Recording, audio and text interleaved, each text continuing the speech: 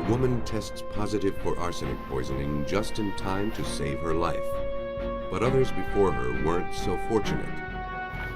Now investigators must build a case on cremated remains.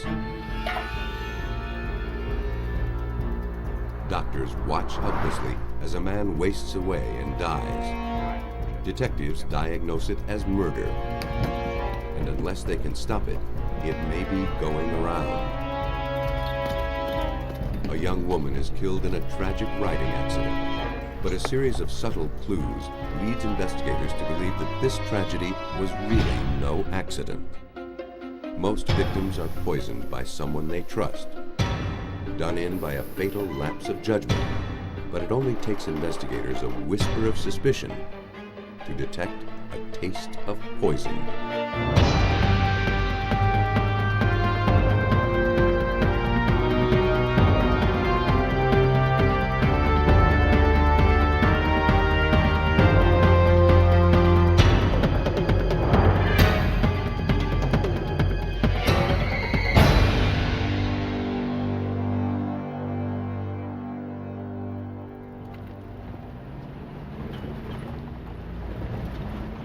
In March of 1988, in the rural town of San Angelo, Texas, paramedics responded to a call at the home of Lita and Algie Nobles. Hey.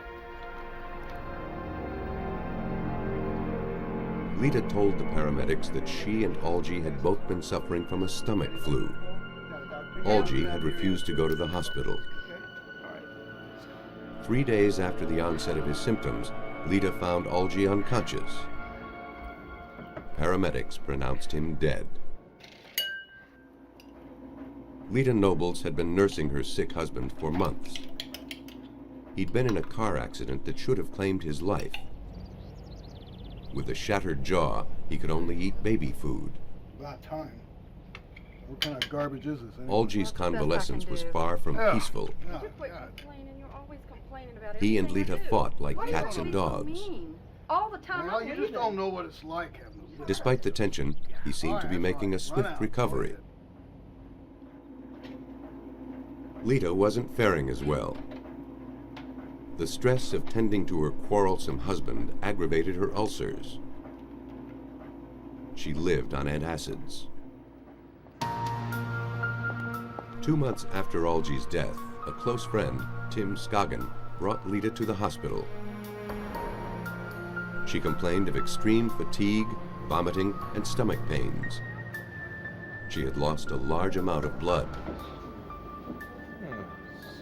Doctors believed an ulcer was to blame, but treatment didn't improve her condition. Weeks passed. Her condition worsened. Times with ulcers in the past. Yeah. You feel anything there? Then her hands and feet became paralyzed. Looking for a cause, doctors ran a battery of tests, including a screen for heavy metal poisoning. I think what we're going to have to wait for is that blood test to come back and... A urinalysis came back positive.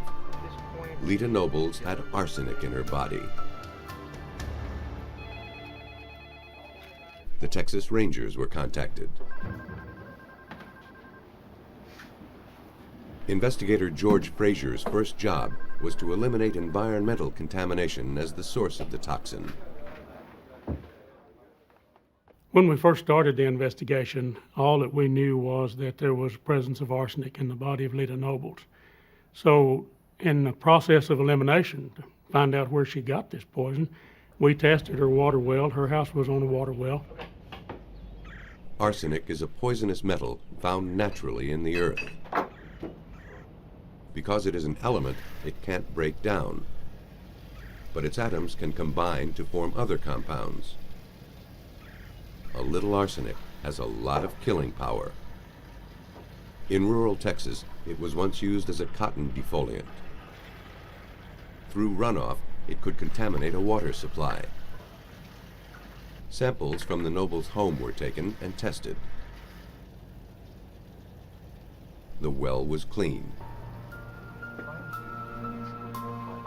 Investigators questioned Lita's brother and sister-in-law, who stayed at the house after Algie's death.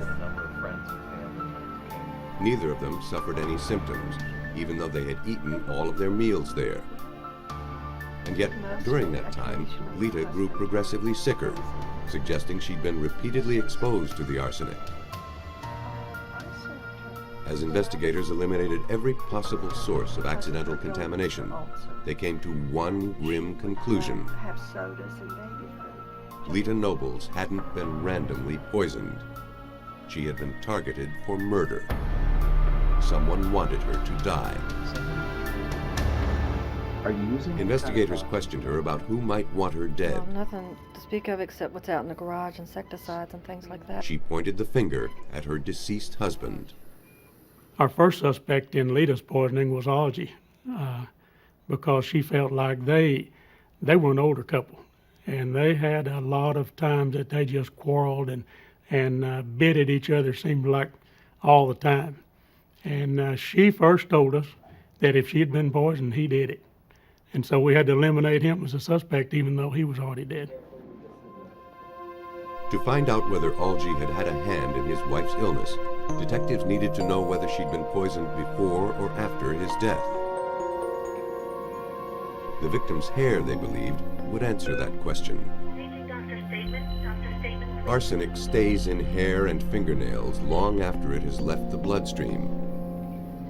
By analyzing those traces, forensic scientists would be able to determine how and when Lita had been poisoned. And if they knew that, they'd have a better idea of who tried to kill her.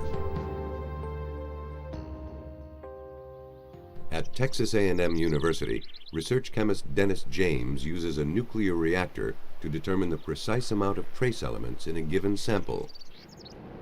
The process is called neutron activation analysis.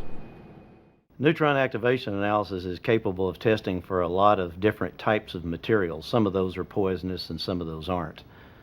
It is particularly sensitive to transition metals and some of the heavy metals in particular. Lita's hair was cut into 6 segments, each representing about a month of hair growth. By comparing the amount of arsenic in each segment, scientists could build a timeline showing when each dose was consumed and how much arsenic it contained.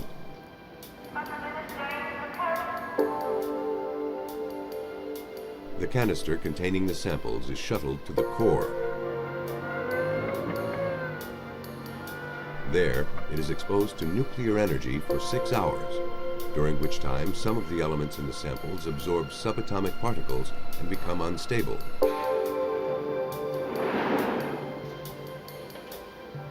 Once removed from the reactor, the elements decay, losing the extra subatomic particles.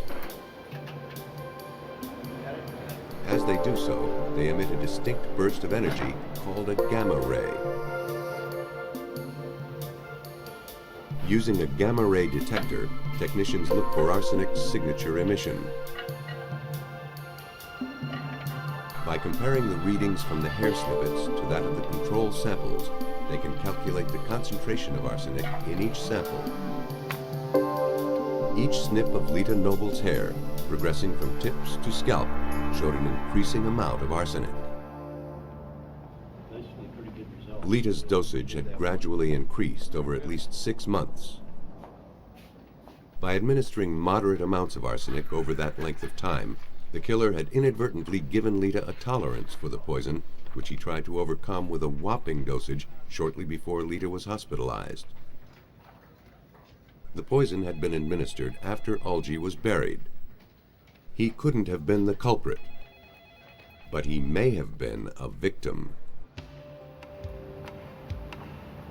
Though Algie's hair was too short to tell scientists how long he'd been poisoned, tissue samples taken from his body showed that he, like his wife, endured a massive dose of arsenic. The toxin was found throughout his organs. Finding the poisoner wouldn't be as easy as finding the poison. Someone with access to the elderly couple had, over time, been administering toxic doses of arsenic into their food or drink. That meant that the murderer was probably someone close to the Nobles. Someone they trusted. Investigators faced the delicate task of asking the victim's friends to point out who among them might be a poisoner. a neighbor had a suggestion. And this next door neighbor felt that a young man named Timothy Scoggin was a very likely suspect because he spent a lot of time in their home. New in town, Scoggin was a well-liked member of the San Angelo community.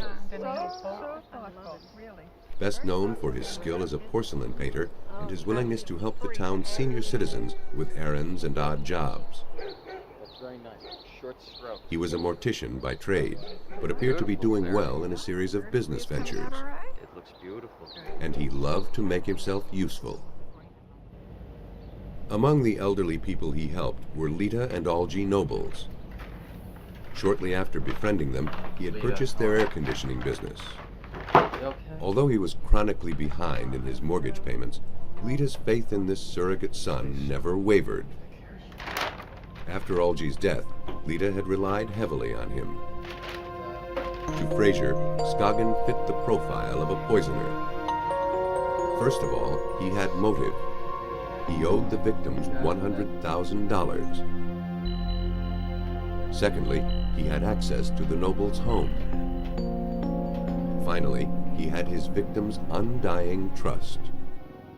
After we suspected Timothy Scoggin, we went and talked to Mrs. Nobles and interviewed her in the hospital room. She practically ran us out. She liked this guy. He was coming to the hospital room and doing her hair and doing her nails. But it wouldn't be long before Frazier could expose the greed beneath Scoggin's angelic demeanor.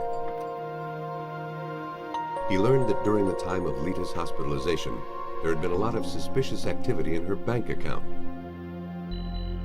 While she lay in bed, nearly $48,000 in personal checks had been written to Tim Scoggin.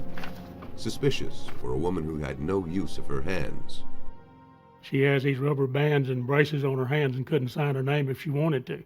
So we passed those checks in front of her and asked her how she signed those. And that was enough to convince her that he was the one. But check forging doesn't prove homicide. If detectives were going to turn their suspicion into a murder charge, they'd need to know more about what made Tim Scoggin tick. A probe into his past convinced investigators that his penchant for poisoning didn't start with Lita and Algie Nobles. And it's very nice, sure.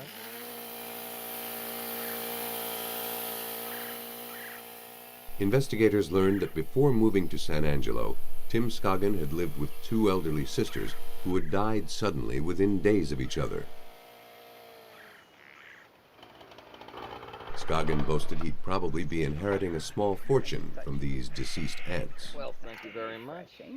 But the true story was far different than the version Scoggin had been spreading around town. They were not aunts. They weren't any kin to Timothy Scoggin. However, interestingly enough, he had been kind of a houseboy, an errand boy for them, and had lived with them off and on for a long time. As he had done with the Nobles, Scoggin endeared himself to Catherine and Cordelia Norton. Thought this might pick up your spirits a little bit. Just 5 weeks before Algie Noble succumbed, both sisters were dead. In February, Scoggin had taken Catherine Norton, a diabetic, to the hospital for a checkup after her surgery for cancer of the pancreas. Cordelia, When they returned home, Cordelia became violently ill. He quickly shuttled the older sister to the hospital. Oh, my. Scoggin and Catherine returned home and went to sleep. Thanks so much, and you have a good night. Scoggin stayed at the house in case Catherine needed anything. In the morning, Scoggin checked on Catherine and, finding her unresponsive, called her doctor. He pronounced Catherine dead. The next day, Cordelia died in her hospital bed. Both deaths were ruled natural causes. No, I think probably he's already... 6 months after the deaths of the Norton sisters, investigators wanted to know if they, like the Nobles, had been poisoned by arsenic. Problem was, Catherine and Cordelia Norton had been In cremated. the ground again. Investigators learned that Tim Scoggin had used his expertise as a mortician to destroy any evidence of foul play in the deaths of the Norton sisters. He used that knowledge to know how to forge orders for cremation, which he presented on both of these ladies and said that they had personally requested from him that they be cremated as soon as they had died. And they were promptly cremated and buried. Investigators now were faced with the task of detecting poison in ashes. No one had ever tried this before. If scientists could navigate this uncharted territory, they'd be one step closer to catching a murderer. The ashes of Cordelia and Catherine Norton were brought to the Texas Department of Public Safety Crime Laboratory, where toxicologist Rod McCutcheon was asked to analyze them chemically. He was initially doubtful about his chance of success. I really didn't think there would be much of a chance to find any poison in cremation remains. I'd never heard of anyone trying to do this. After reflecting a minute about the particular poison he was interested in, the arsenic, I realized that there was some possibility that the arsenic may still be present because it's an element, and an element will not change. To test for the presence of arsenic, McCutcheon placed the cremated remains in an acidic solution, then heated it. Impurities are burned away. If there is any arsenic, it remains in the liquid. Chemicals are added to turn the arsenic into a gas. It bubbles through a liquid which turns purple in the presence of arsenic. The more arsenic in the sample, the more intense the color. The tests showed that Cordelia's remains contained lethal amounts of arsenic. Catherine's remains showed none. The negative findings in Catherine's ashes actually bolstered the case by serving as a control. Since both sisters had died on the same day and had been cremated in the same oven, the lack of arsenic in one of the samples proved that the ashes were not contaminated by the burning process. Neutron activation analysis confirmed the findings.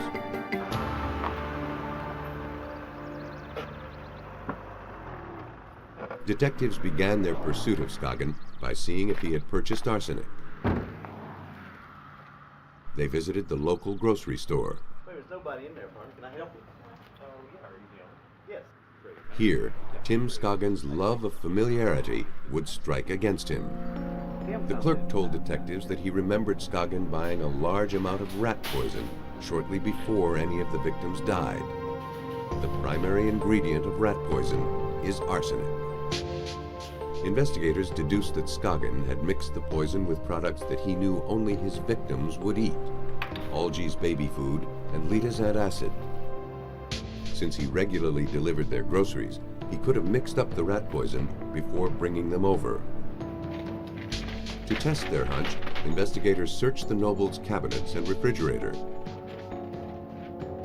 Most of the food had been thrown away, but a few of Litazat acids were still around.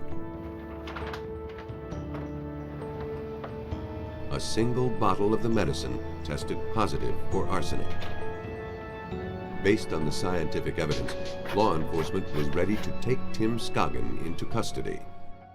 The real strong thing that made the case for us was the work done in the laboratories. Of course, there's no other way we'd have ever found arsenic in those ashes nor in the body of Mr. Nobles. And so the people who did the forensic work really are the ones who turned the crank in this case for us. We'd probably still be working on it if it hadn't been for them finding this heavy metal poison. Scoggin was arrested for the murder of Algie Nobles and the attempted murder of Lita. He was found guilty and sentenced to life in prison. And even though there was no direct proof that he killed Catherine Norton, investigators believe he tampered with her insulin dosage. He subsequently pleaded guilty to the murders of both sisters and was given 2 50-year sentences.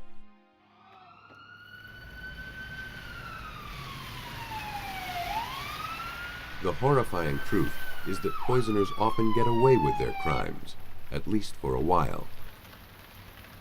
But vigilance and persistence are strong antidotes to a poisoner's toxic schemes. On November 1st, 1982, paramedics in St. Peters, Missouri were summoned to the home of Lloyd and Shirley Allen. 40-year-old Lloyd Allen had been sick for months with an undiagnosed illness.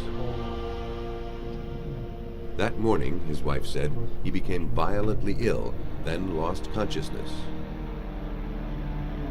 The coroner believed that he died from natural causes, but he couldn't be sure. On the death certificate, cause of death remained blank. A few days later, Detective Robert Birding of the St. Charles County Sheriff's Department learned of a series of anonymous calls phoned into the local news station. Lloyd Allen hadn't died a natural death, the tipsters said. He'd been poisoned. A canvass of Lloyd Allen's neighbors was initiated, and it was subsequently learned that the anonymous phone calls came from one or more of Lloyd's neighbors. Detective Birding did a routine follow-up to see if the phone calls had any merit. Meantime, authorities prevented the body from being buried, pending investigation.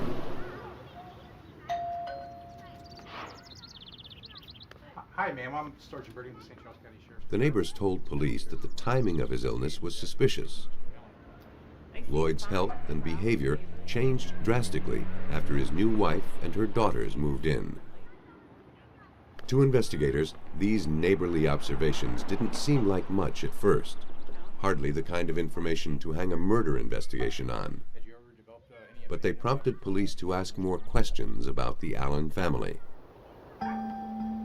Friends and neighbors told police that problems began shortly after Shirley and Lloyd married in the fall of 1981. Everyone was pleased that Lloyd, a sociable and generous man, had finally found the love and companionship he'd been looking his whole life for.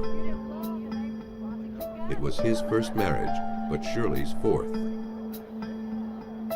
After the wedding, Lloyd brought Shirley Allen and her two daughters, 15-year-old Norma and 12-year-old Paula, into his home. Now he had an instant family to banish the loneliness and a true soulmate in his new wife. Norma? Norma? Norma? But winter brought stress and unhappiness to the family. Go on back to your room. Norma ran away from home several times and eventually landed in juvenile detention. The marriage grew strained. Then Lloyd started feeling sick. Lloyd went from doctor to doctor. None was able to relieve his symptoms or tell him what was wrong.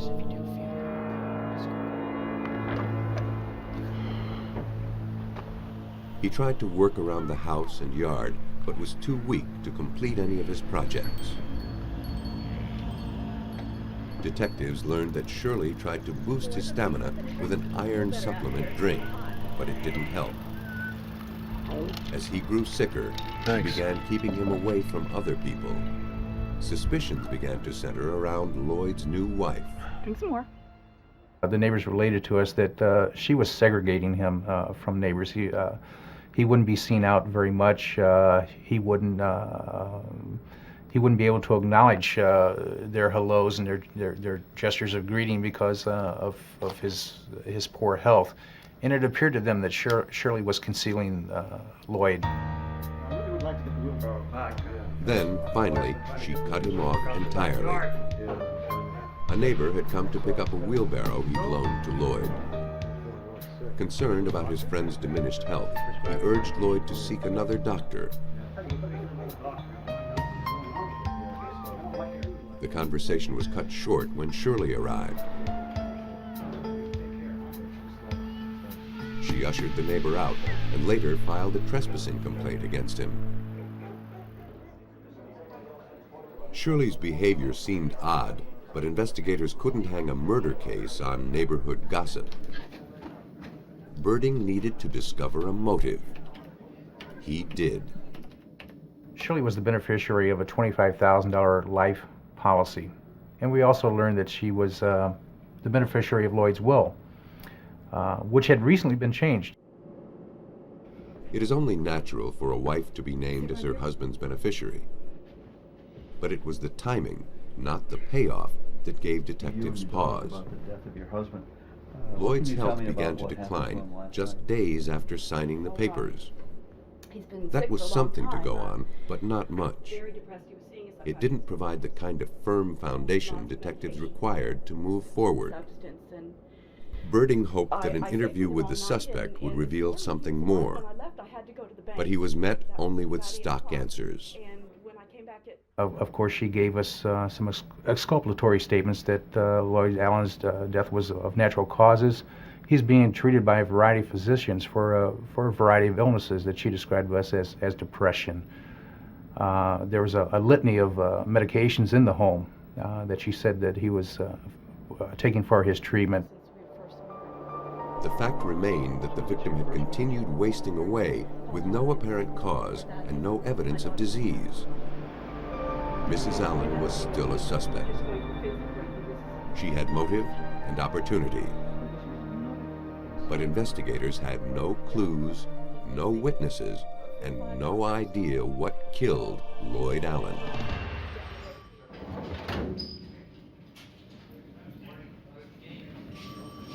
Lloyd Allen was dead, and detectives suspected he was poisoned by his wife. But they had no way of proving it. The investigation stalled. This is in regard to the death of Lloyd Allen. Then police got a break when a witness came forward. I don't want to talk over the phone. Is it possible? 4 days after Lloyd's death, Shirley's daughter Norma called the sheriff's department. She told them she was in possession of the poison. Norma backed up her story with some evidence. Inside a brown paper bag, detectives found a wine bottle filled with green liquid. On the label, a handwritten warning read, "Don't drink." A warning that Norma told police her mother asked her to write. Norma said she wasn't sure what was in the bottle, but she suspected it was antifreeze. She told investigators that over the last 2 months, she'd seen her mother giving the liquid to Lloyd. Norma also told police that she'd witnessed her mother mixing gas treatment with sugar and orange food coloring to simulate the iron supplement.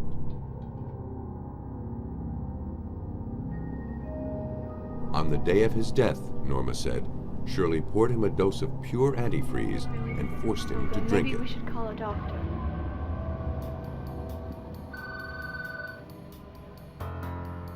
Guided by Norma's testimony, toxicologists tested the contents of the bottle for antifreeze. A sample of the liquid was injected into the gas chromatograph. The apparatus separates a compound into smaller chemicals so it can be analyzed.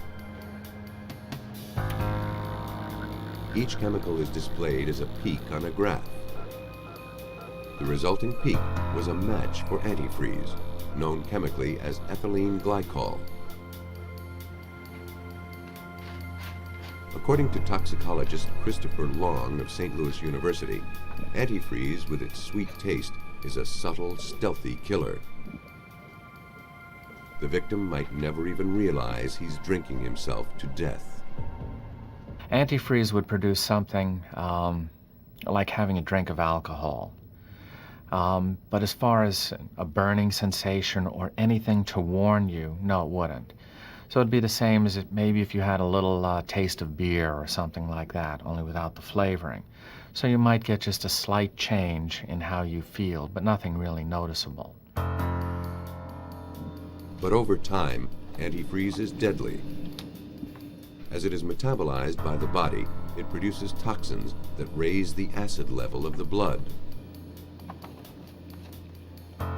With each dose, Lloyd Allen's body and mind would slowly be destroyed. When your body chemistries change and your kidneys aren't working, it's not purifying your blood of the waste products. So that could, in fact, account for why he appeared dizzy or a zombie-like or just plain dull. You know, his mind wasn't working properly. We can't seem to find Because so many of Lloyd's organs were failing, it would have been difficult for any doctor to diagnose the poisoning.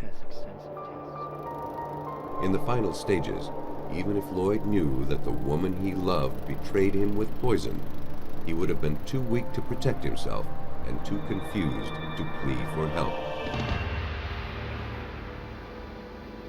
Scientists determined that antifreeze poisoning was consistent with Lloyd Allen's mysterious ailment. To prove it, the body was autopsied and tissue samples were tested.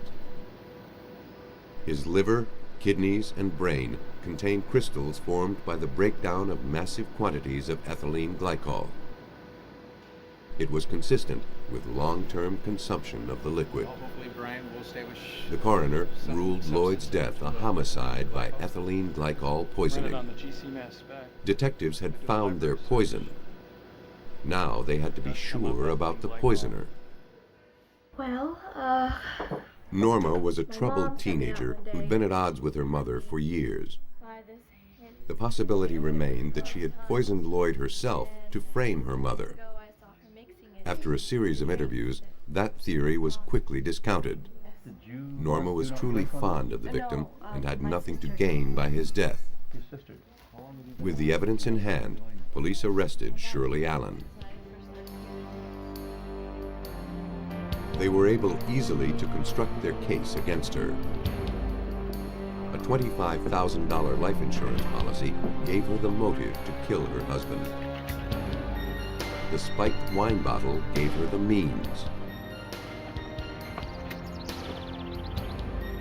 In a trial that lasted only 4 days, she was found guilty of killing Lloyd Allen. Shirley Allen was sentenced to life with no parole for 50 years. She died in prison. Without the forensics evidence and learning that actually Lloyd Allen's body contained ethyl glycol, we would not have had a homicide investigation. We would not have learned of his death as being a homicide, and Shirley Allen most likely would have gotten away with his death. Because of the concern of Lloyd Allen's neighbors, a cunning murderer was brought to justice. It wasn't the only time a crime was exposed when nosy neighbors smelled trouble.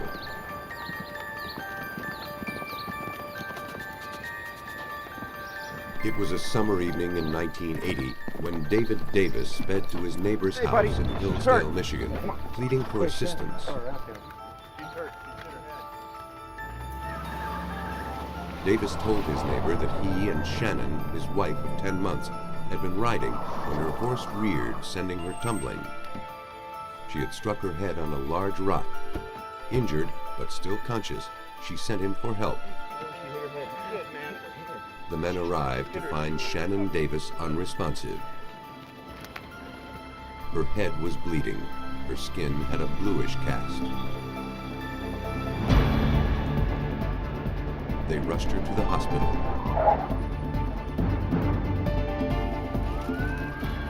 When she arrived, she had no pulse and her pupils were fixed and dilated.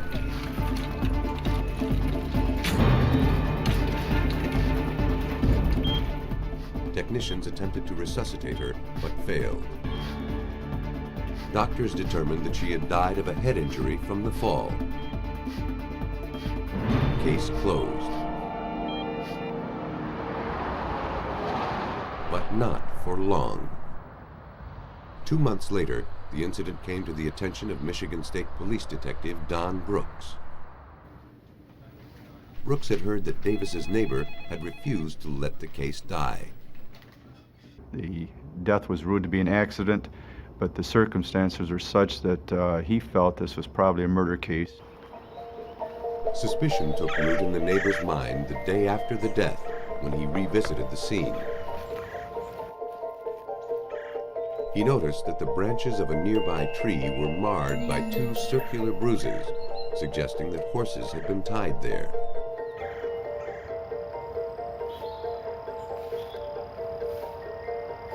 A fresh pile of manure sat 6 feet away, confirming that impression. It appeared that the Davises, the only riders in the area, had stopped here long enough to tie their horses. That didn't fit with Davis's story about the victim's horse bolting and his mad rush to find help.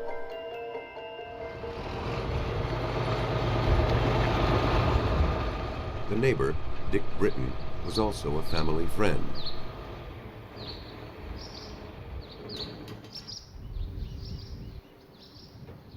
But he grew concerned that Davis was hiding something.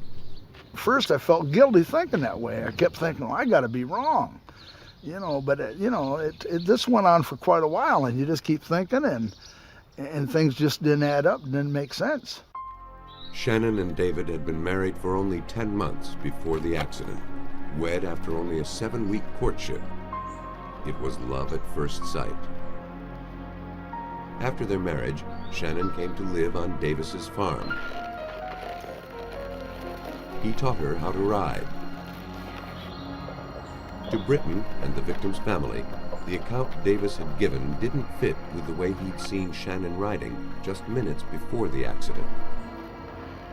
She was a cautious rider with a quiet horse. Shannon's parents really didn't know much about their son-in-law, except that he made their daughter happier than they'd ever seen her. After the accident, the victim's parents had clashed with Davis. He wanted to have his wife cremated. Cremated? No way. Hey, listen. They insisted on burial, and so Shannon was buried.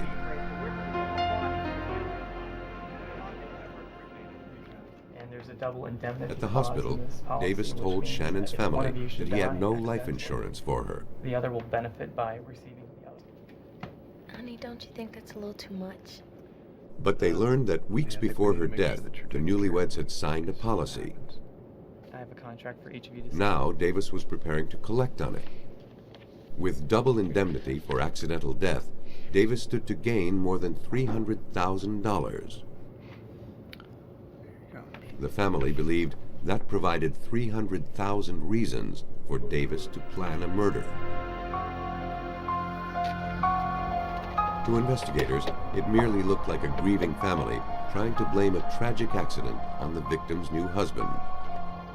The meddling neighbor was helping to stir them up.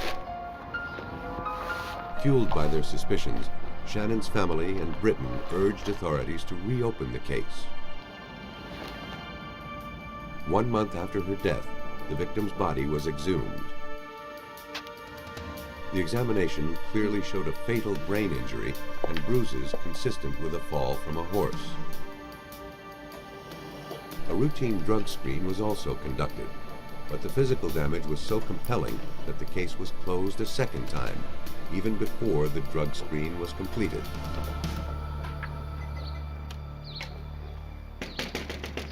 Britton and the family would not let the matter rest. Mr. Britton? Don Brooks in the state police. Oh, glad you come. The Detroit Free Press published an article on their suspicions surrounding their daughter's death. It prompted the state attorney's office to get involved. Don Brooks handled the case. I thought to myself, if 50% of this article is accurate, there's a great deal of information to go on, and it's going to be very helpful, and it sure leads one to believe that this is a murder case, not an accident. For Brooks, the capstone of Britton's argument involved the rock which ended the victim's life. It was the only one in the area. It might have been a freak coincidence that she happened to hit her head on it. But in light of the other evidence, this small detail raised big questions. The percentage of someone falling off from a horse in that area and happen to hit their head on the only rock around was so high that that itself should have raised a lot of questions. The closer Brooks looked into the death, the more suspicious he became. He sought the results of the drug screen from the autopsy and learned that it too raised some difficult questions. It was time to seek answers. In the lab, a tissue sample from the autopsy was analyzed by a gas chromatograph.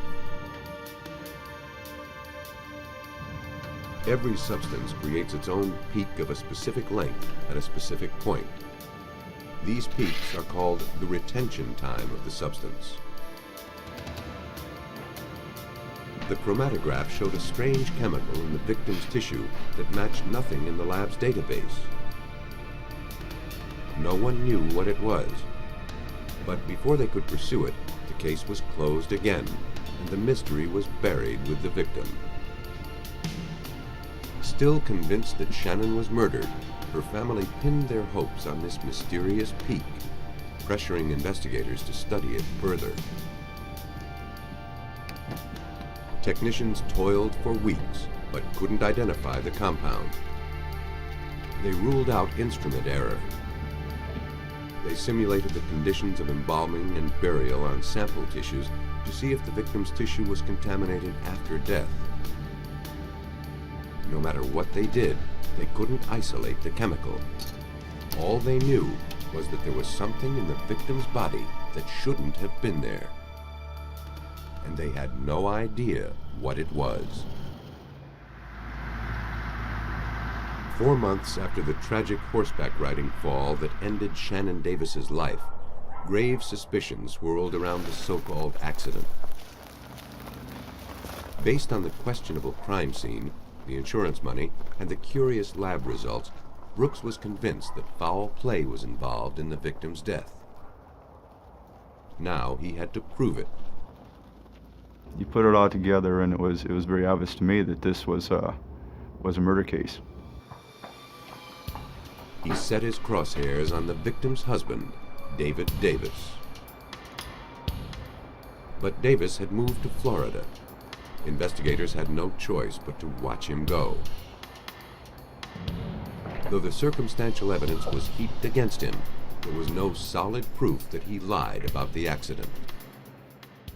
Even if I received a confession from Dave Davis, we still had the problem with the autopsy saying that those injuries were consistent with falling off from a horse, striking the head, and the cause of death was the injury to the brain.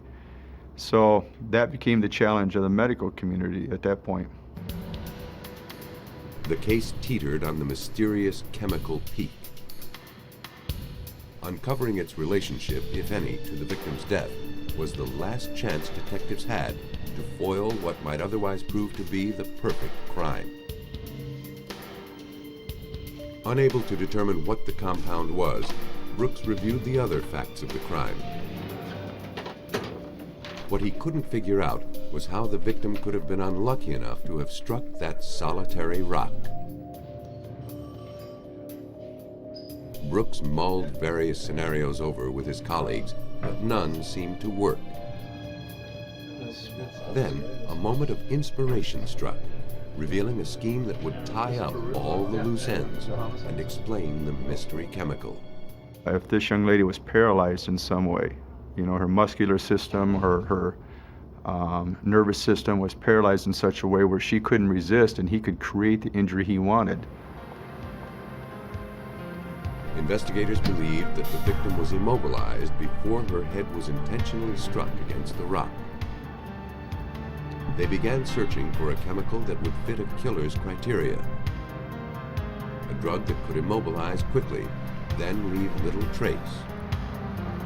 It would also have to be easy to obtain without rousing suspicion.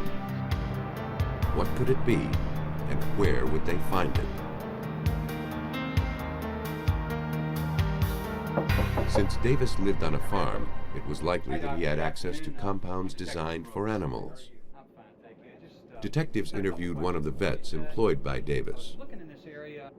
He described a litany of sedatives and tranquilizers. Among them was a drug that seemed a likely candidate.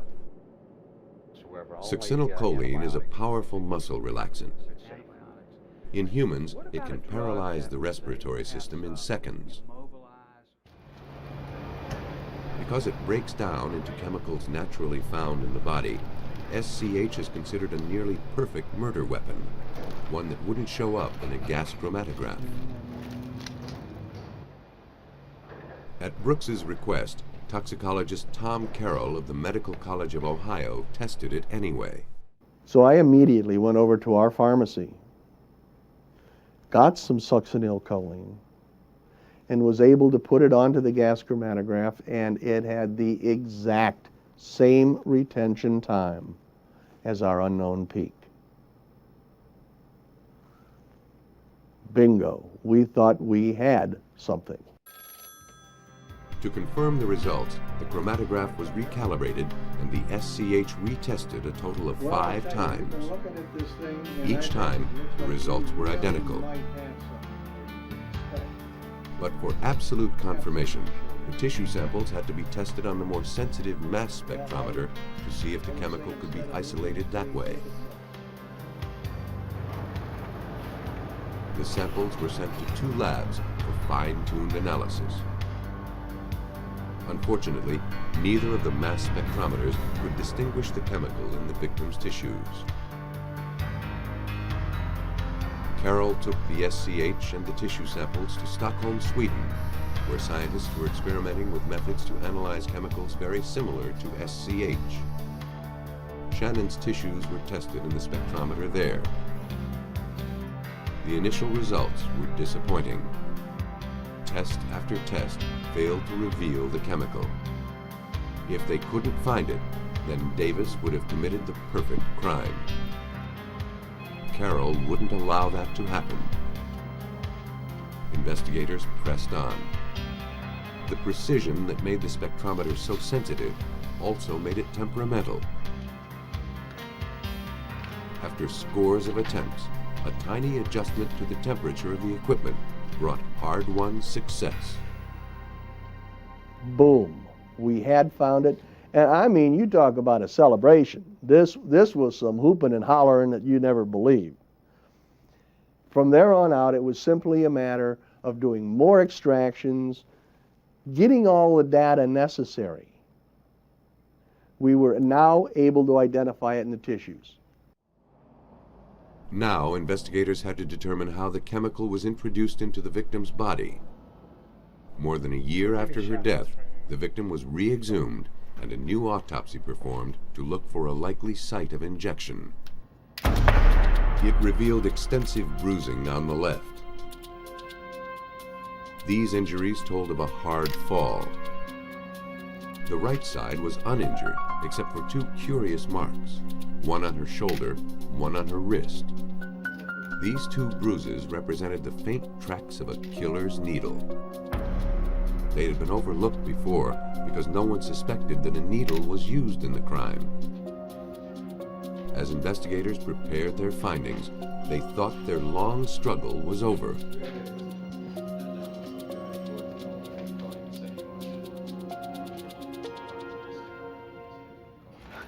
Scientists in Sweden thought they'd found the weapon that killed Shannon Davis in Michigan. Through sheer diligence, they perfected a way to isolate traces of deadly SCH from human tissue. The jubilant team told investigators that they could now arrest the suspect, David Davis. We told Don Brooks, and we told him back there, we got it. Get him. Can't do that. The method has not been scientifically evaluated yet. The success of their test relied on an experimental method for preparing the tissue sample. Before a new forensic technique can be accepted in the courtroom, other scientists must evaluate it. The process can take years. But because of the gravity of the case, Carroll's findings were reviewed and published in a matter of weeks. Scientists had successfully proven that SCH had a role in the death of Shannon Davis. Brooks's theory had proved correct. According to the prosecution scenario, Davis set out to kill his wife on their way home from the Britons. He tied the horses, then went after Shannon with a syringe, injecting her twice with the lethal drug. For that second injection site to be delivered, she would probably have had to have been paralyzed at that point because it was precisely right on the vein. This bruise up here was probably as a result of the struggle while he's injecting her, while she still had some life in her. And that's how I think, once she goes to the ground and collapses, then he can pick her up and drop her onto this rock, and that will create the effect of falling from the horse. It was a cleverly thought out plan, undone by the scientific method. Davis staged what he thought was the perfect crime. The only problem was the perfect murder weapon was no longer so perfect. David Davis was convicted of first-degree murder and sentenced to life without parole. Brooks suspected that Shannon Davis wasn't the first person whose death by SCH poisoning was overlooked. But because of this case, hopefully, she's one of the last. And so to be a part of an investigation like this, where the medical field, basically, or the information about succinylcholine in the medical field has been rewritten, that's kind of a nice thing to be a part of. It's impossible to know how many more victims have been killed silently by people they trusted. Poisoners may never lay a hand on their victims, but with advancing forensics techniques, it's getting harder to escape without leaving a print.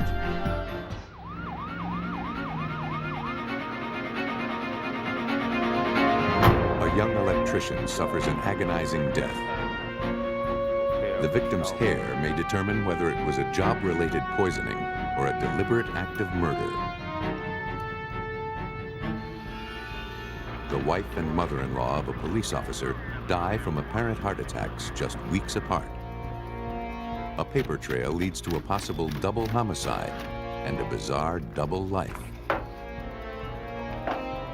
An engineer with no apparent health problems becomes mysteriously ill and dies. A bounced check triggers a relentless search for the truth. Poison is a silent killer, but not completely undetectable. By utilizing advances in forensic technology, detectives can now expose the perpetrator of an invisible death.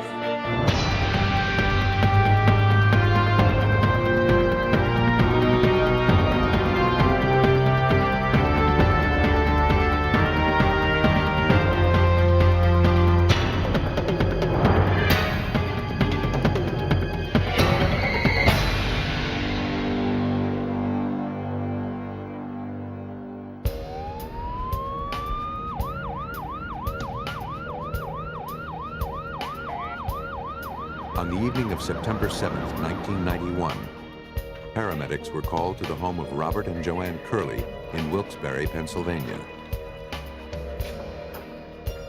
Joanne told emergency technicians that her husband, Robert, was in unbearable pain. Though they could not immediately identify the source of the problem, they found his vital signs were dangerously low. The 32-year-old electrician was rushed to the hospital.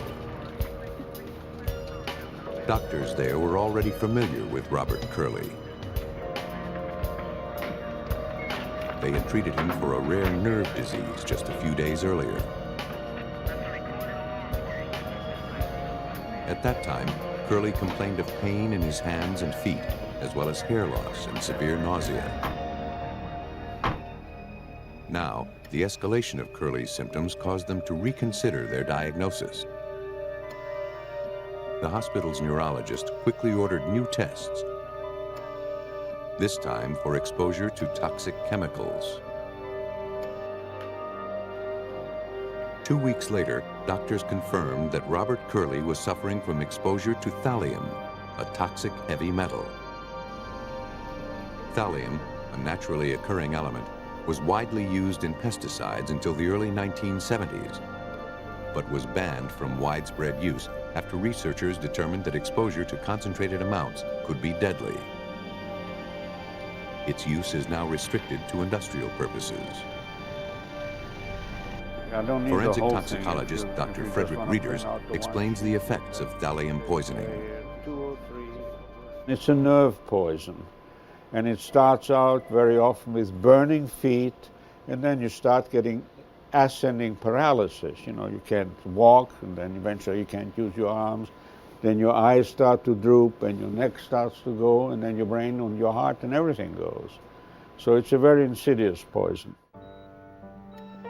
For Robert Curley, the information came too late. Mrs. Curley, I'm really sorry. There's nothing. The damage had already been done, and the effects were irreversible. After suffering a massive heart attack, he was placed on life support. So it's just best for him that we Soon after, he was declared brain dead. So other parts of his Robert's wife, Joanne, gave permission for her husband's life support to be turned off. A few hours later, Robert Curley was pronounced dead.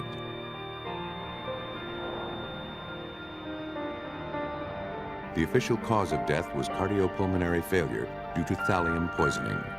Now they had to determine how and where he came in contact with the deadly chemical. A representative of OSHA, the Occupational Safety and Health Administration, was sent to investigate. Joanne Curley stated that prior to his death, Robert had been working on a major renovation on the campus of a local university.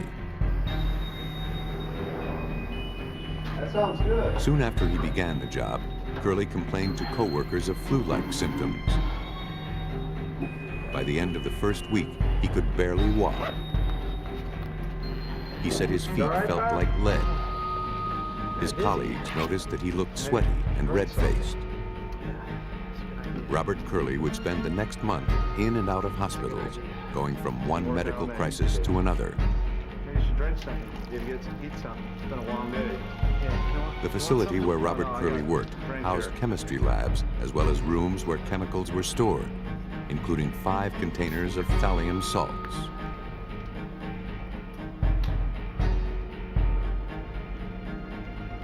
OSHA investigators began a painstaking examination of the chemistry lab. They needed to identify the source and remove it before others were injured. The team took numerous air samples and exhaustively tested various objects and rooms to determine if there was another source of exposure. They came up empty. There were no signs of tampering or leakage from any of the containers. They learned that Curley was storing cabinets in his garage that he had taken from the university chemistry labs.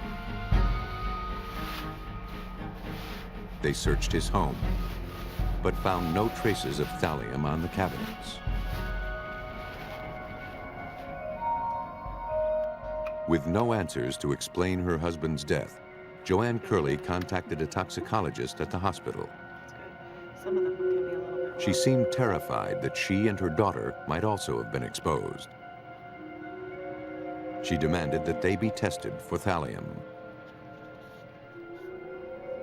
Joanne Curley tested positive, but the amount of thallium in her system was not at a toxic level. She would not require treatment.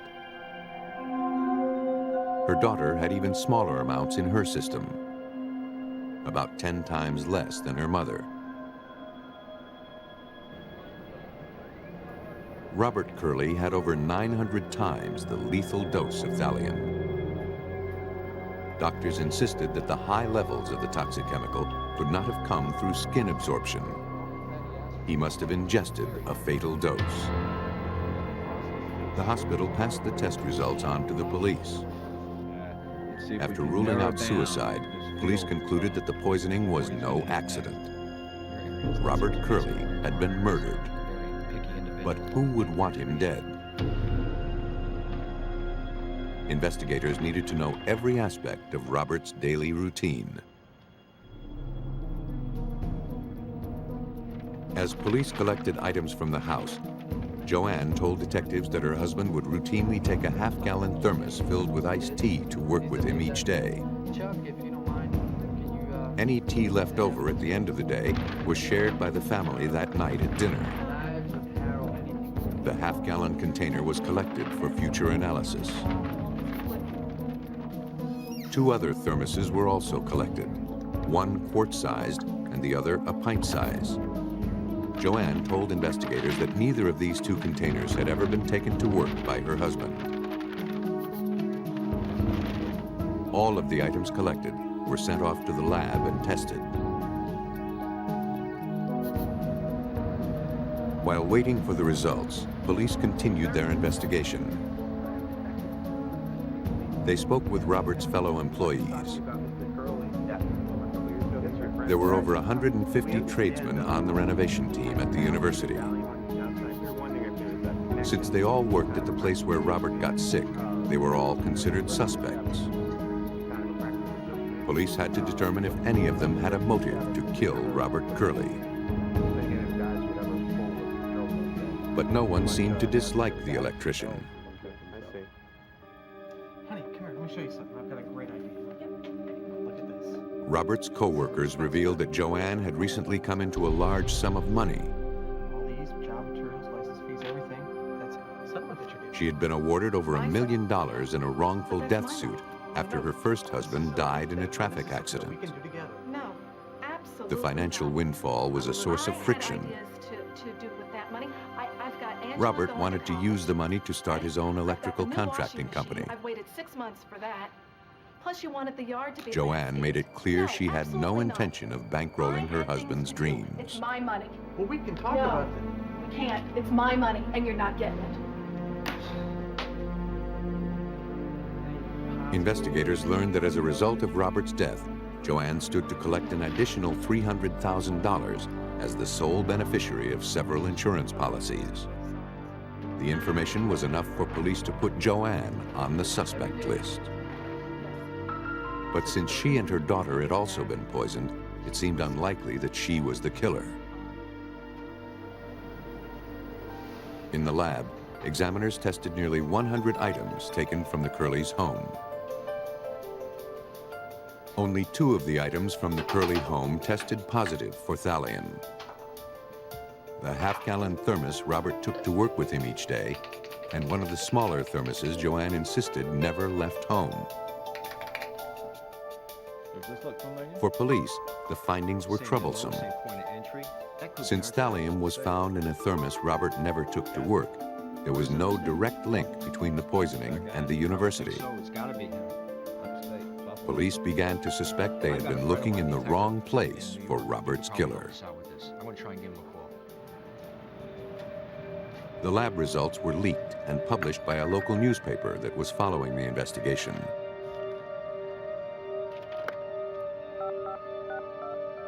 Why don't you just start? Joanne told police that she remembered something that would explain why the smaller thermos tested positive. She said that shortly after her husband was hospitalized, he called her and asked that she bring in pizza and iced tea for a farewell party for his roommate. Joanne said she transferred the remaining tea from the half-gallon thermos to the smaller container and took it with her to the hospital. As long as the half-gallon thermos remained the focal point of the investigation, Robert's co-workers could not be dismissed as suspects. And none of them had a reason to kill the electrician. The investigation hit another dead end, one that would last for the next 3 years. 3 years after the poisoning death of Robert Curley, the Pennsylvania State Police took over the investigation.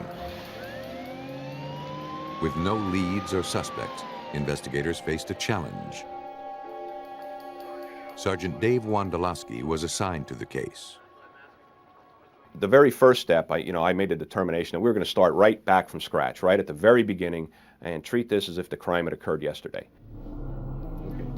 Investigators began with the forensic findings. The original autopsy had not determined when and how often the murder victim had ingested thallium. Investigators feared the answers they needed had gone to the grave with Robert Curley. On August 23, 1994, Robert Curley's body was exhumed for examination. Hair and nail samples were taken from the body. Dr. Frederick Reeders wanted to establish a timeline using Robert Curley's hair. What you can find out with the hair is when the poison was administered. The hair grows at the rate of about 1/3 of an inch every month, so that you can take a small piece of hair that's right at the root, and you see what's happened just a few days ago. You take it at the tip. In this case, it was a 19-centimeter tip. It's basically what happened just about a year earlier. The hair samples were tested using a furnace atomic absorption instrument. See, that's going to heat up. In this test, a sample is placed in a graphite tube and heated to the point of vaporization. A light is shined through the tube. The amount of light absorbed by the vapor determines if thallium is present and how much. Robert Curley's hair samples told an especially revealing story. The hair is long enough so that we can say that in November of 1990, he started getting thallium, and probably even earlier. And that apparently then there was he got another dose around March of 1991. Another one, a smaller one perhaps, sometime in April. And then he got a whopping dose in June. And then he continued to get doses because instead of going up and down, it just kept going up. Then there was a pause, and then we found actually that towards the very end that it was going up like crazy. Robert Curley had started ingesting thallium well before he began working at the university. He had been slowly and methodically poisoned to death. Then, a final massive dose had been administered, around the time he was last hospitalized. The one person with both motive and access was Joanne Curley. Investigators scoured Joanne's previous statements. Of particular interest was her account of bringing pizza and tea in a pint-sized thermos to Robert and his hospital roommate in the days before Robert's death.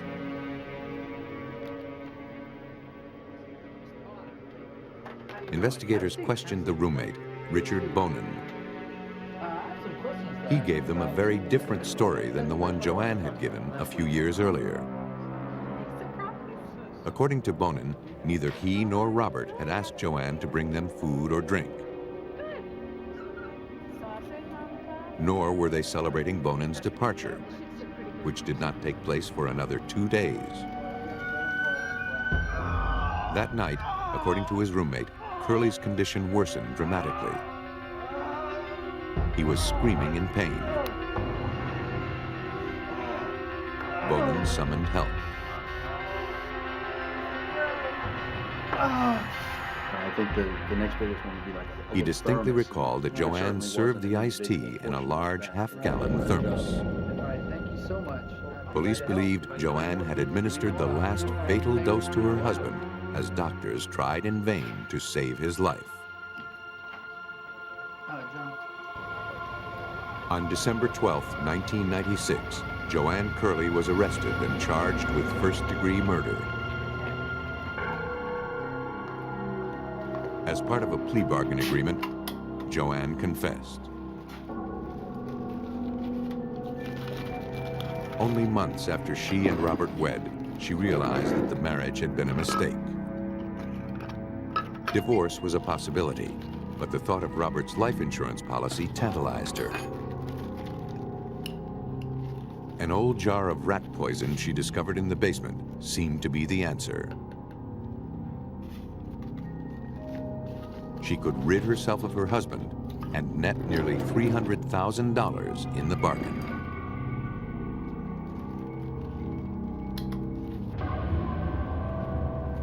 Joanne laced Robert Curley's iced tea each day.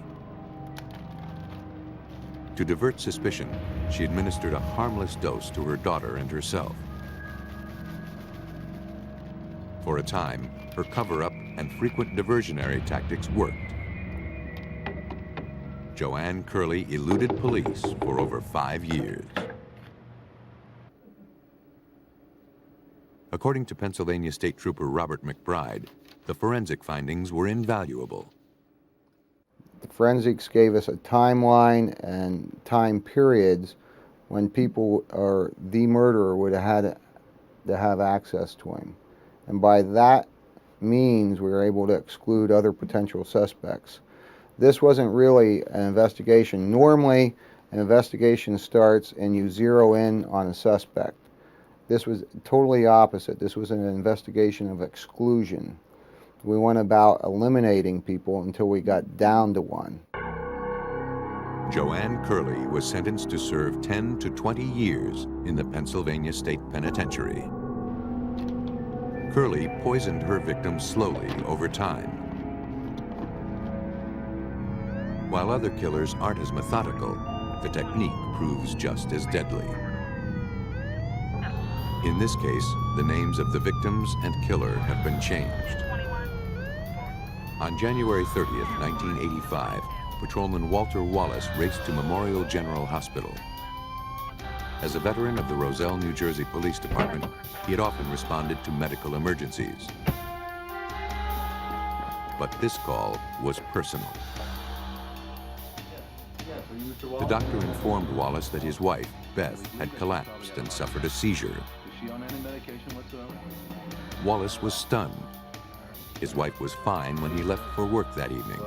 She is really critically ill. Nothing Beth wrong? had no history of seizures, and though she struggled with a weight problem, she had been in relatively good health.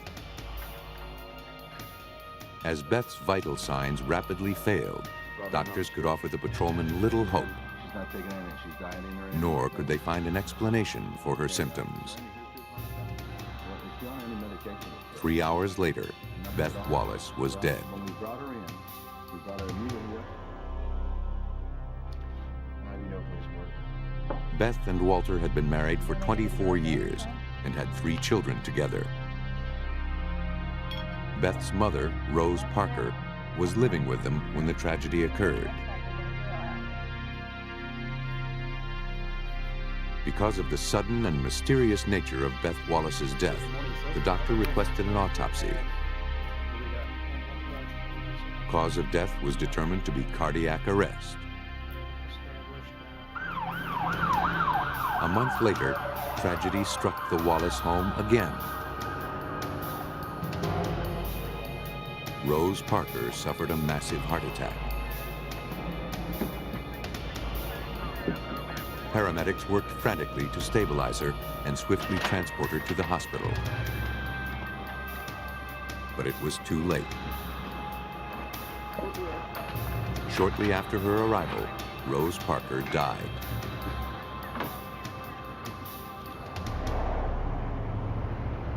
At the Union County Prosecutor's Office, investigators learned of the deaths from Rose Parker's lawyer. The fact that 2 healthy women had died suddenly and within a month of each other seemed suspicious. He asked investigators to look into Walter Wallace. Assistant Prosecutor Richard Rodbart followed up on this information. Anytime you have a public official, much less a police officer, who is suspected as being the perpetrator of a crime, you have to be extremely sure that the evidence points in that direction before you proceed and before you bring a case against that individual.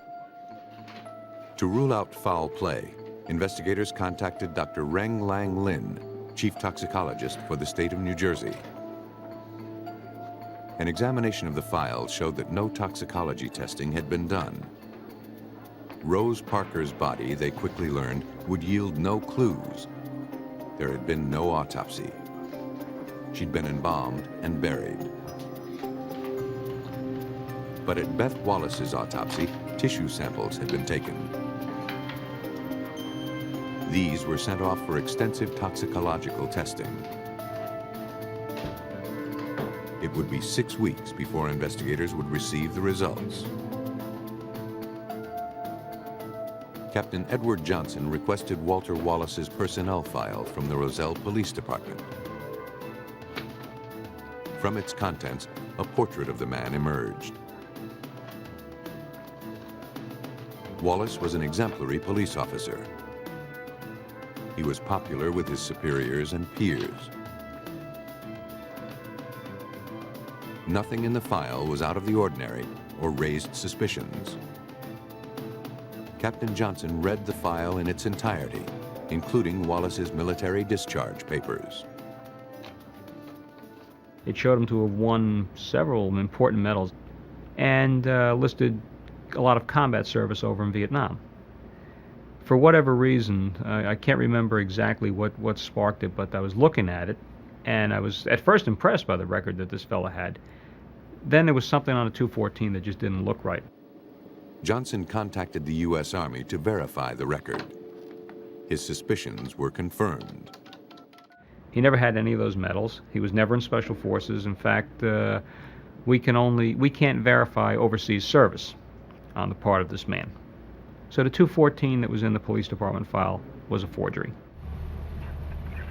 Walter Wallace was a liar, but was he capable of murder?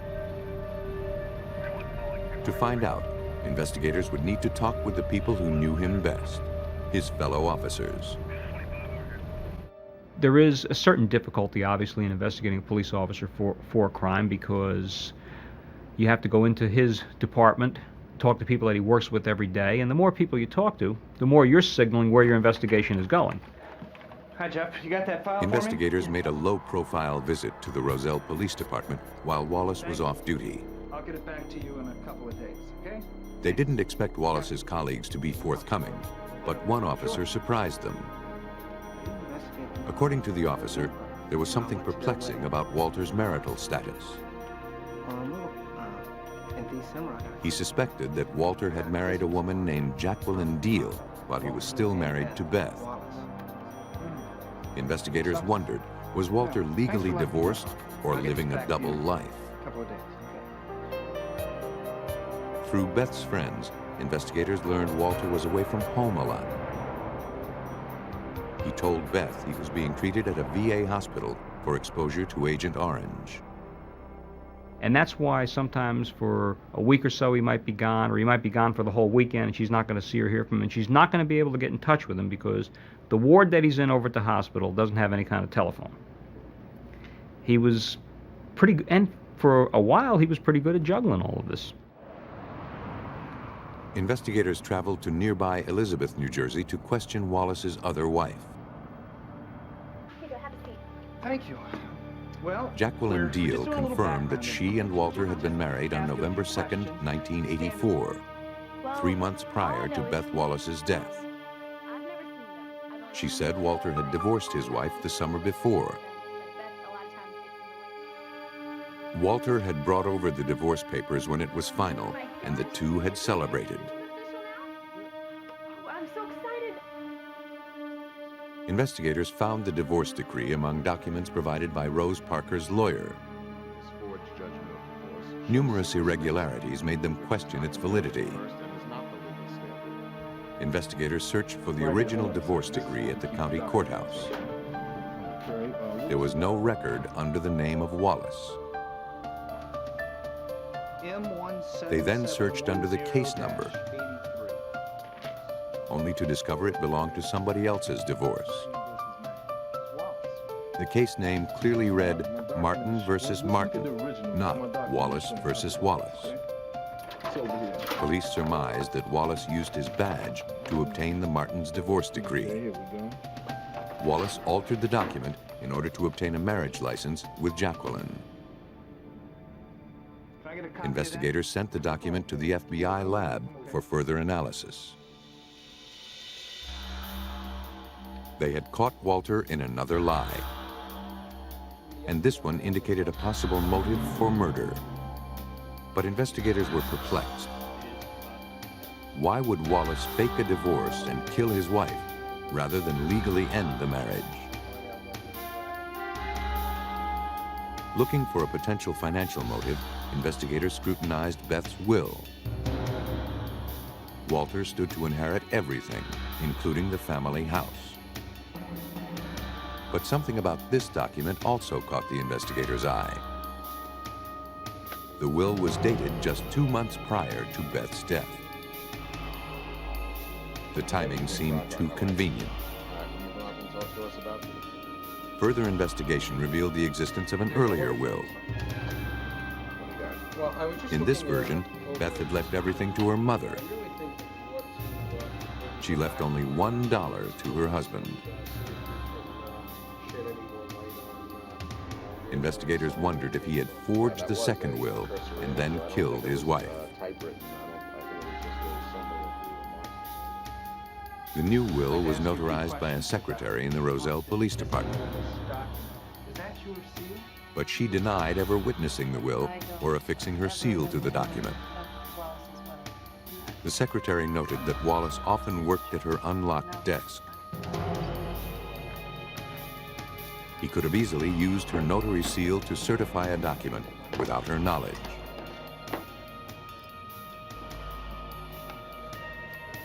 Investigators had built a strong circumstantial case against Walter Wallace. But they needed proof that his paper trail led to murder. Investigators in Roselle, New Jersey, suspected Officer Walter Wallace was responsible for the death of his wife, Beth. Now they hope to support their circumstantial case with hard proof that Wallace poisoned her. 4 months into the case, the New Jersey State Lab reviewed the results of a general toxicological screening of Beth's blood, tissue, and urine. Because the screen only tested for the use of illegal drugs and alcohol, it came up negative. Laboratory technicians went further, subjecting the samples to a battery of tests to rule out prescription drugs, heavy metals, and a number of ingestible toxins. Still, they found nothing to explain why Beth died. But they had yet to test for one particularly insidious killer: cyanide. Samples from the victim were prepared in test tubes.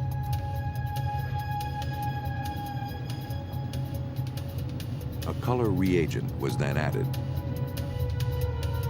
If cyanide is present, a reaction occurs. Ultimately, the sample turned a dark shade of purple.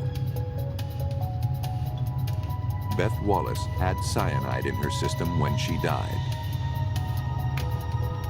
To determine the concentration of the poison, the sample was read by a spectrophotometer.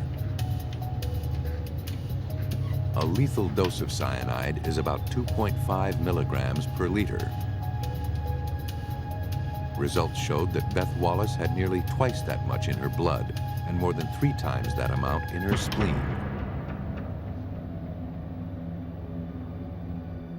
The detective's next move was to tie Walter Wallace to the cyanide. Every detective that we had in the Major Crimes Unit went out there and started banging on doors in the factory district that they have over in Roselle. We went to every one of them. It's like, well, do you think they have cyanide or not? Stop and ask. Do you have cyanide? Are you missing any? Did anybody ever come looking for any? Get any of it on your hands. Make sure you wash your hands because... The canvassing paid off. A clerk at a metal plating factory revealed that Wallace purchased a quantity of potassium cyanide. The officer told him he needed the chemical to raise the serial number on a handgun. On June 18, 1985, Walter Wallace arrived at police headquarters and was asked to report to the chief's office.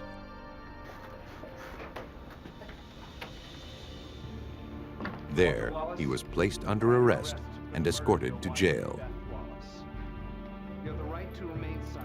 A warrant was issued to search the Wallace residence. Guys, here's our situation. The prosecutor's office enlisted the aid of their narcotics team. Due to the nature of their work, team members are skilled at conducting meticulous searches. James Durkin was a member of that team. Once we got to the house, it was somewhat evident why the chief had asked us. The house was a littered mess from attic to basement. On that particular day, we had a team up in the attic as well as the basement, and we were going to meet in the middle. Police removed some 100 items from the Wallace home. Hey, Captain, I got something. A manual typewriter was found hidden behind the couch. Legal documents, including the original Martin divorce decree, were found in a drawer. Upstairs, the narcotics squad found a trap door leading to the attic. Writing samples, along with a page of forged signatures, were collected. Within 15 minutes, a team member discovered a crucial piece of physical evidence. Bingo. An empty bottle. What have you got? This in the attic. The handwritten label read potassium cyanide.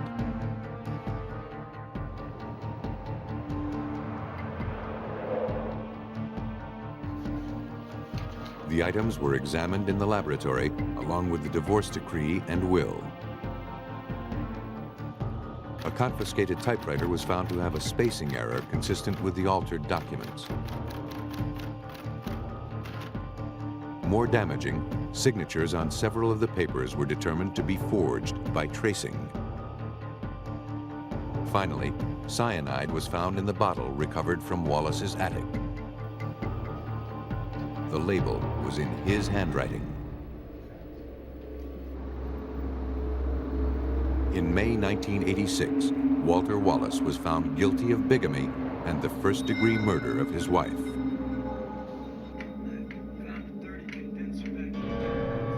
Police theorized that Walter Wallace's double life was becoming too complicated.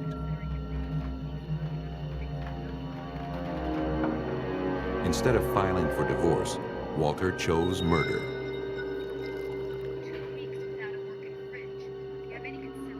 But his attempt to finance a new life at his wife's expense was his undoing.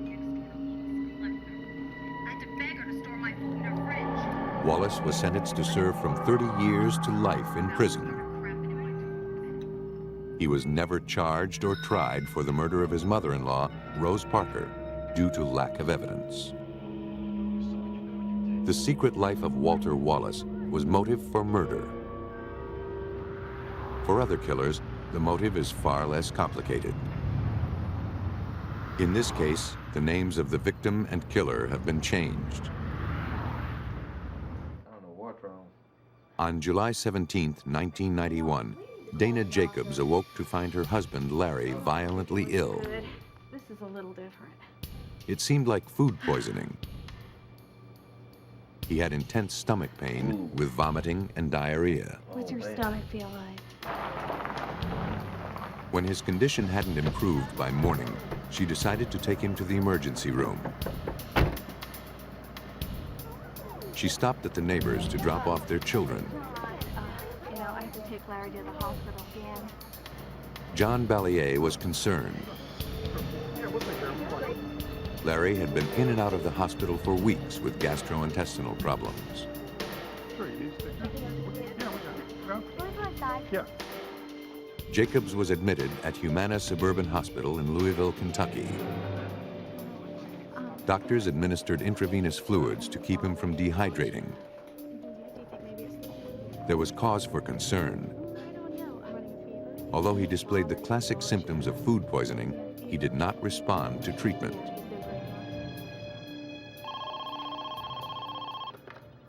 Hello. The next day, Dana called John Ballier with tragic news. Her husband, Larry, was dead. She asked him not to say anything to the children until she could tell them in person. I think it had an impact on us, just having the kids there, having a good time, oblivious to the fact that their father had died and that their lives were going to change probably dramatically. An autopsy was performed with Dana's permission. Doctors wanted to know what had killed the otherwise healthy 41-year-old man. Apparently, Jacobs had suffered a massive heart attack. Yet there was no indication of heart disease or what triggered the attack. His sudden death was considered a mystery.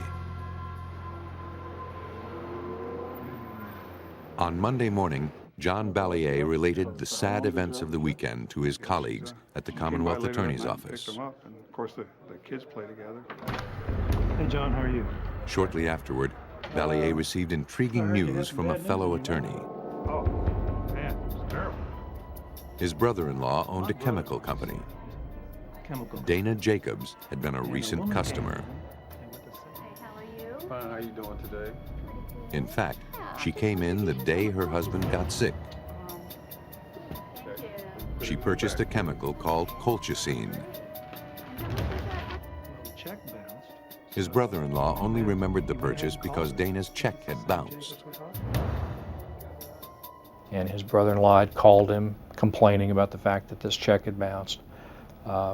And he thought it was kind of an interesting coincidence that the two events involved the same family. Ballier researched the chemical. He found that colchicine in small doses is used to treat gout. Larger amounts could be fatal.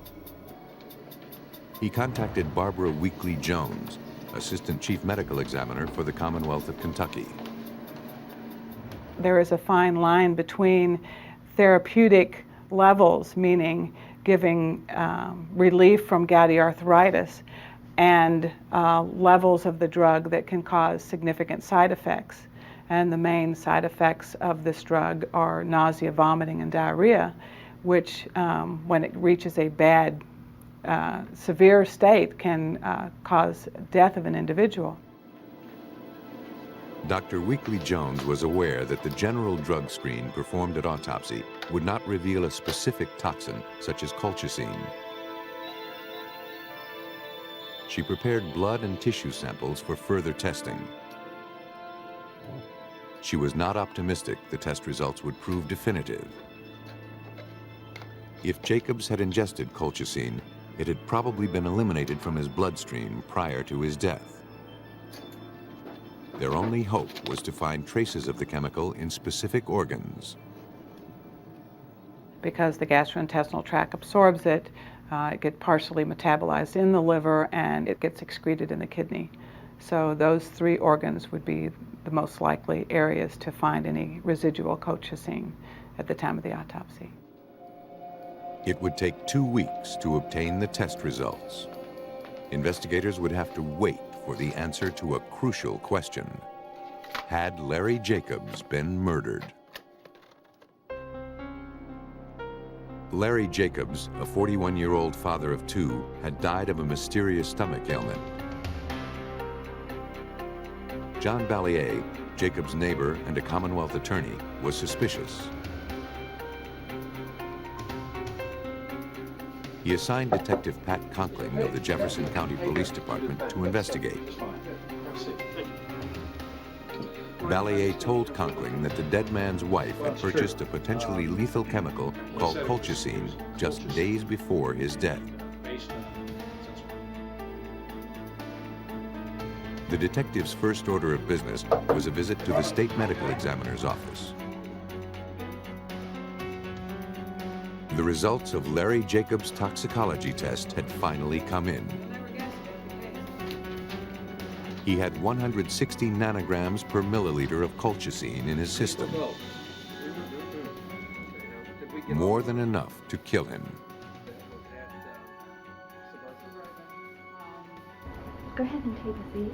It was time to confront Dana Jacobs. Jacobs, I just have a few questions I'd like to ask you. First, I have to inform you that... But investigators were surprised by the reception they received. She invited us in. There was no hint of any problems. She was very cordial with us.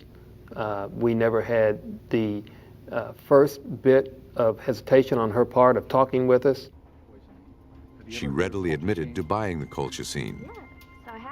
She said she needed the substance to kill algae growing in her swimming pool. Investigators asked if she still had any left. She said she had used it all in the pool. I asked her how she came across the chemical, and she gave us the name of several businesses that suggested that she used this chemical to control the algae.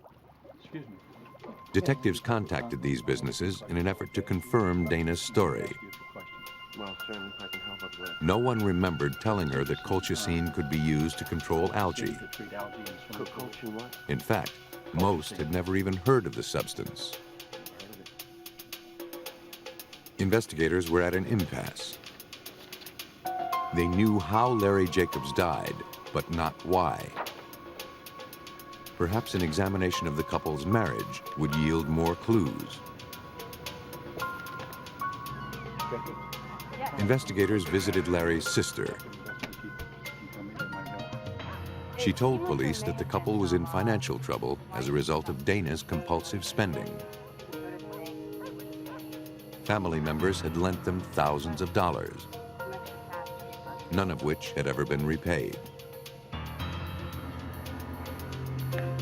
Larry told his sister that he had taken steps to keep Dana's spending under control, but to no avail. Their credit cards were at or over their limit.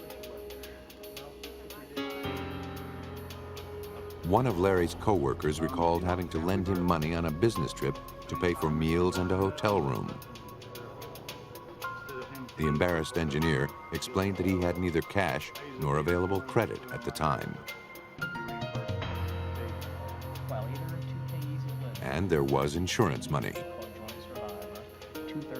Larry had 2 life insurance policies on himself. One for $138,000 and the other totaling $250,000. Detectives dug deeper into Dana Jacobs' background. They learned that the respectable wife and mother had a troubled past. Before she was married, Dana had served time for bad check charges. From her prison records, investigators learned that a counselor had diagnosed her as a pathological liar who urgently needed psychiatric treatment. Dana Jacobs was arrested and indicted on murder charges in January of 1992. Police were certain they had cornered a killer. But a new clue was about to emerge, a clue that could possibly put her in the clear.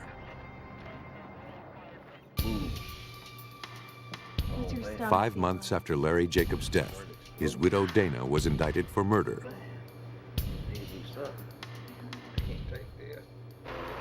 Out on bail, Dana was back at home with her children. Just weeks before her trial, she made a discovery that could exonerate her.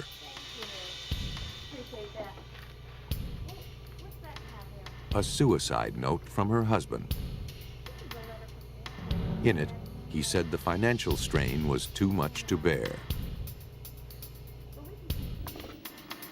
Investigators were skeptical, but the note did appear to be in Larry Jacobs' handwriting. Moreover, it was well known that the deceased had been depressed about money matters. With his background in chemical engineering, it was possible he was familiar with colchicine and used it to end his life. The suicide note was forwarded to Stephen Slater, the Commonwealth's document expert. The first thing he noticed was that different pens had been used.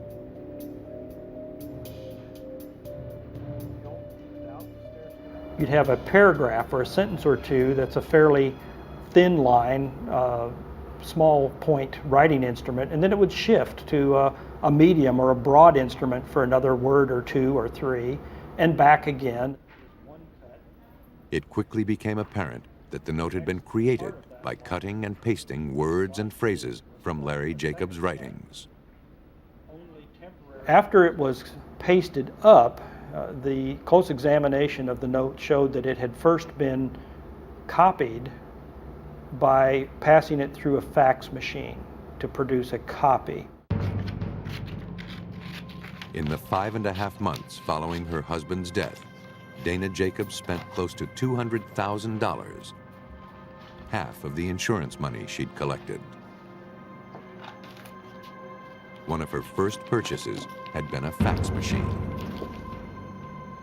The suicide note she doctored represented a last desperate gamble to throw authorities off her trail.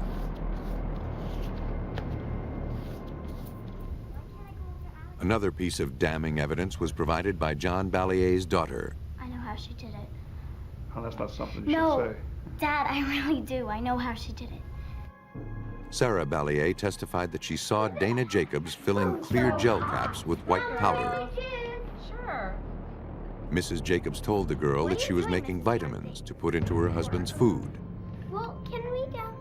Can we go to the Sure, you can go. She explained it was the only way she could get him to take his vitamins. Police theorized that Dana Jacobs used a familiar household routine to poison her unsuspecting husband. On November 23, 1992, Dana Jacobs was convicted of first-degree murder. She was sentenced to 28 years in prison. Lethal but invisible, poison has historically enabled killers to strike without fear of reprisal. But unseen no longer means undetected. Thanks to advances in forensic science, detectives have new tools to catch the killer and unravel the mystery behind an invisible death.